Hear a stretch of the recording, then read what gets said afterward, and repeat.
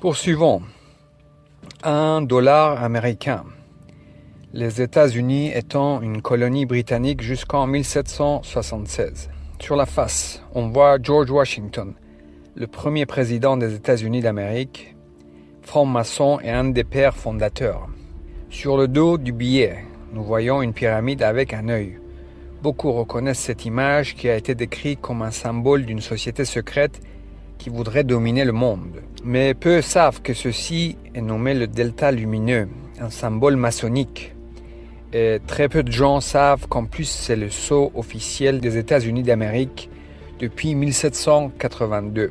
Et oui, l'aigle que vous voyez sur le billet est la face du sceau, et la pyramide est le dos du sceau officiel des États-Unis d'Amérique, fondé par des francs-maçons, George Washington, Benjamin Franklin et j'en passe.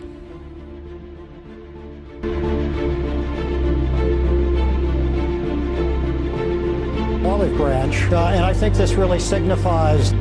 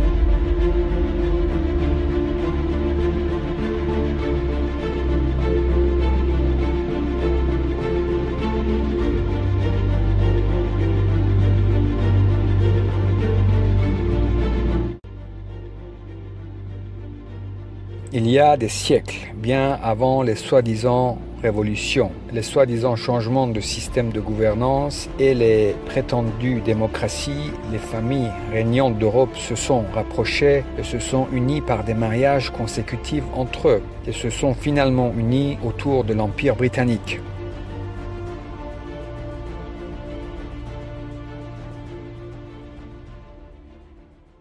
Ils se sont unis autour de l'Empire britannique et nous allons voir ici à quel point ils sont proches.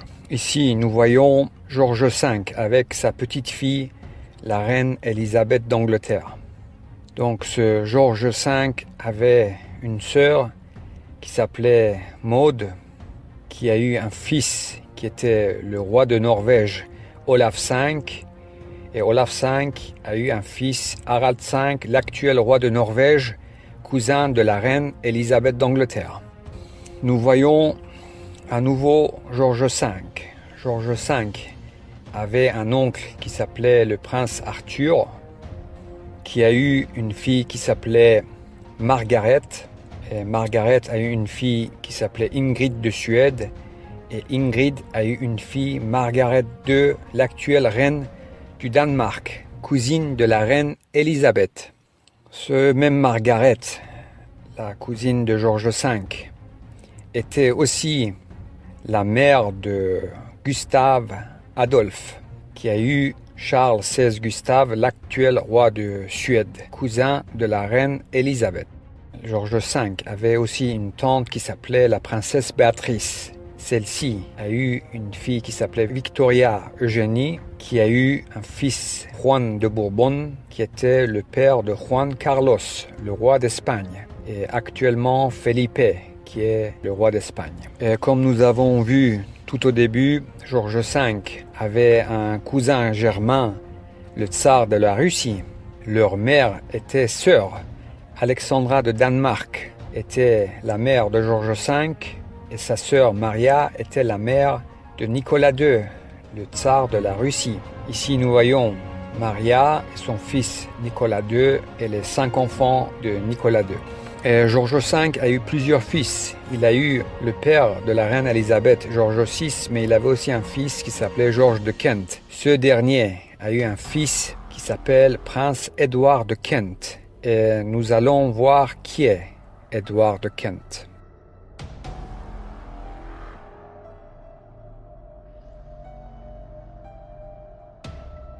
Following Grand Lodges.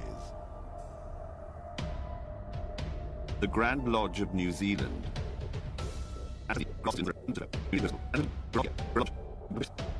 The Grand Lodge of the State of Israel.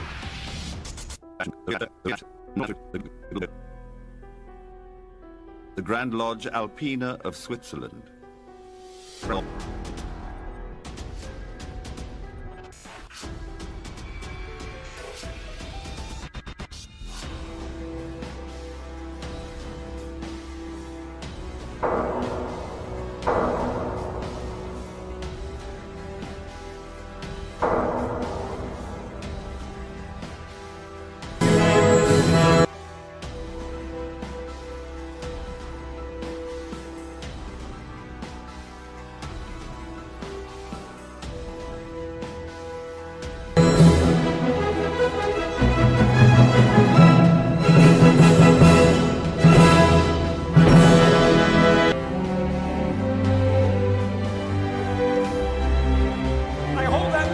Self-evident, Brother Franklin, all men are created equal.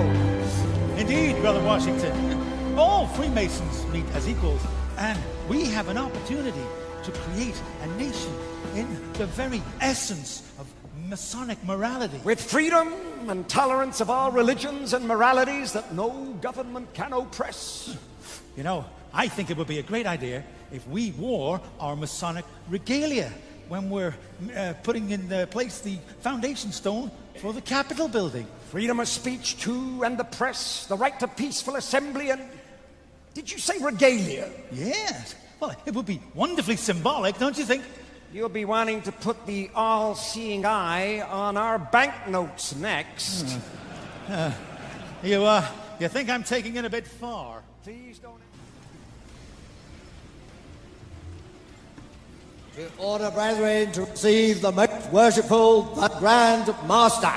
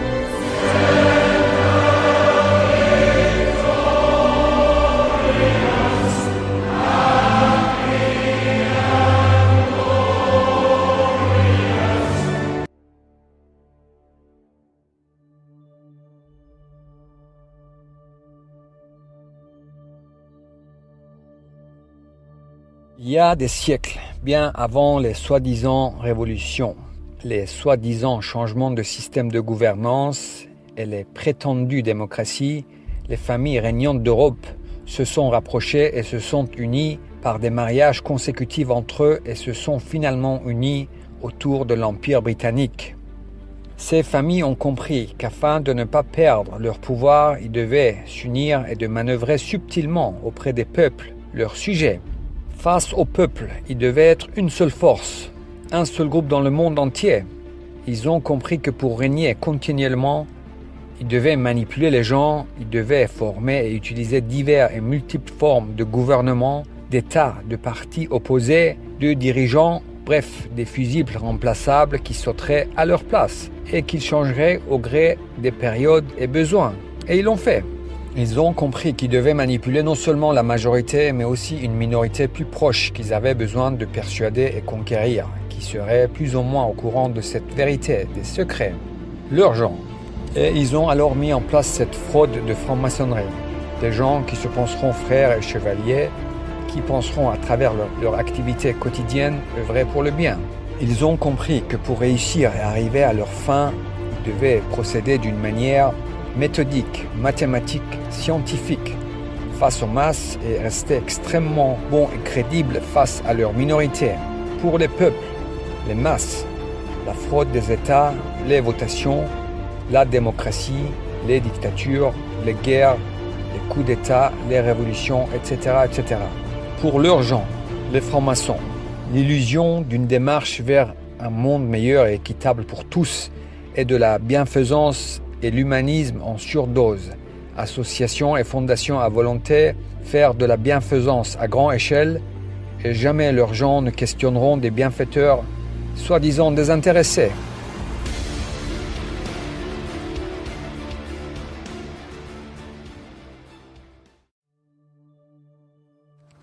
Ils se sont entendus dès le départ. Principe premier. Tout sera sous leur contrôle, tout. Personne n'aura le contrôle de l'argent dans le monde sauf eux. Zéro exception. Contrôle absolu. Les grandes sociétés, les multinationales, ils ont créé tout ce qui est grand et tout ce qui grandit et réussit est à eux. 100%, zéro exception, zéro. Différents noms, différentes marques, différents pays, différents fondateurs, 100% à eux.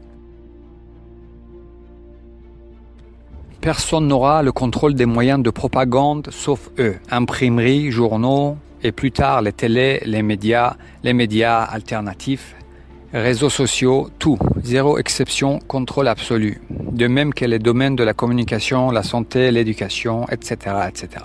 Différents noms jouant la concurrence, les guerres commerciales et les procès pour rester extrêmement crédibles. Exemple, Google et Yahoo, Microsoft et Apple, Coca-Cola et Pepsi, etc., etc. Tous les multinationales, zéro exception, principe premier. Bien ficelés et bien dirigés de manière méthodique, scientifique, les gens penseront vivre dans un monde divisé par des États et des régimes plus ou moins autoritaires ou démocratiques, alors qu'un seul groupe dirige et décide de quels gens de quel pays doivent bien vivre, quels gens de quel pays doivent travailler plus, quels gens de quel pays doivent souffrir économiquement, etc., etc. Les gens qui doivent, dans tous les cas, vivre convenablement, extrêmement bien, pour ne pas aller les questionner, seront la minorité que contrôlent méthodiquement. Des gens qui les pensent de toute façon bienfaiteurs de l'humanité, qui se penseront frères, penseront faire le bien. Personne ne parlera, tous bien entourés, s'espionnant les uns les autres, et la fraude les espionnant tous, bien consignés, et maintenant les bracelets connectés pour leur bien et le bien des gens.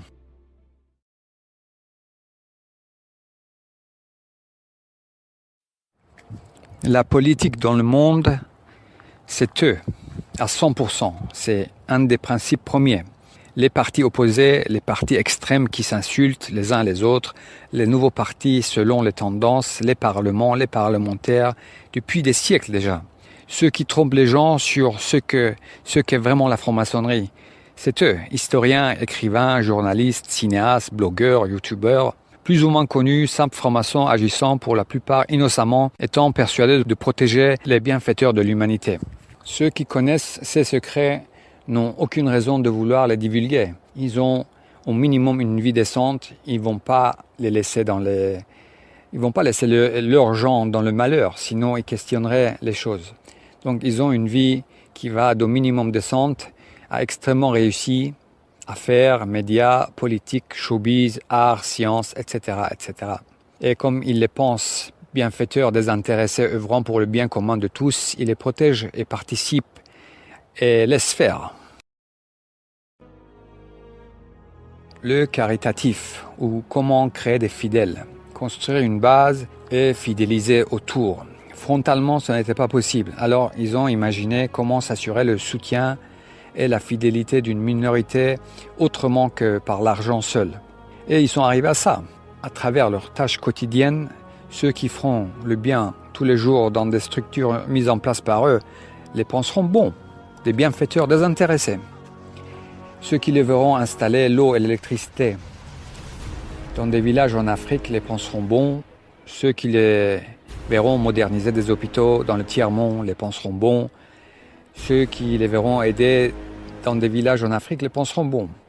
Et surtout, ne pas oublier de bien installer le Wi-Fi partout.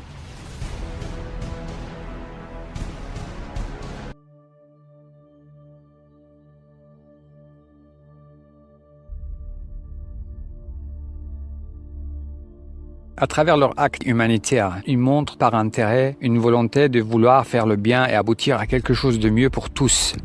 Ce n'est pas le cas, ce n'est pas leur but final. En agissant de sorte, ils savent que des gens honnêtes les protégeront, faisant confiance aux bienfaiteurs simples et désintéressés. Leur acte de bienfaisance est en premier lieu par intérêt, pas pour authentiquement aider. L'intérêt premier étant de séduire, plaire et convaincre une minorité d'accepter et de penser que tout ce qu'ils font est donc bon, et les laisser faire en les protégeant et en restant silencieux. Aider les gens, passer par la charité et la solidarité est une stratégie pour plaire et amadouer qu'ils ont élaborée il y a des siècles. Ce n'est pas une fin en soi. Ils ne cherchent pas le bien-être commun. Leur acte caritatif est un calcul, sachant dès le départ que pour acquérir la fidélité des gens, qui les protégeront pas uniquement pour de l'argent, ils devaient de façon crédible paraître extrêmement bons et charitables. Bref, des humanistes bienfaiteurs, désintéressés, et ils l'ont fait. Et le font ainsi. Ils ont compris qu'ils devaient paraître honnêtes, et donc des gens qui ont pillé le monde entier, et des générations de gens dans des pays qu'ils ont qualifiés de non-civilisés se sont mis à promouvoir et vanter l'esprit chevaleresque et l'honnêteté et la moralité à leurs gens. Voilà, il n'y a plus de lutte de pouvoir dans ce monde. Il n'y a pas, il n'y a plus. Cela a été réglé il y a des siècles déjà. Un seul groupe, un seul mène le show. Les révolutions, les révolutionnaires, soi-disant emprisonnés héros, c'est eux. Le putschiste qui fait un coup d'état, le révélateur héros qui se cache dans une de leurs ambassades, c'est eux. Partout les mêmes. Il y a bien longtemps déjà, tout est faux, truqué. Mais il faut que ça reste extrêmement crédible, préparé des années et des décennies en avance, avec de multiples pions présentés au public et rendus plus ou moins connus par leurs médias pour des multiples variantes de scénarios de changement de régime au besoin.